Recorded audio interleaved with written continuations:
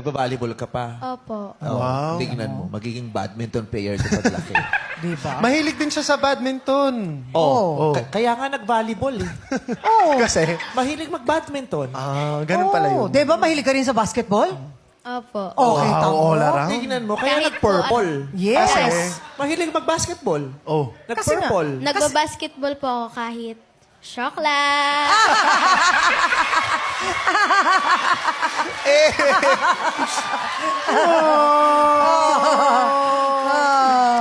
I'm so happy for you. Dami Hindi ng happy ano. ako kasi sa edad niyang 12, nasabi niya yun ng punong-puno ng confidence. Yes. Damang-dama niya yung kalayaan na sabihin niya yun, walang takot, di ba? Di ba, nagbabasketball kahit, Shokla! Hindi lahat ng katulad niya ay may ganyan ng tapang na bit-bit sa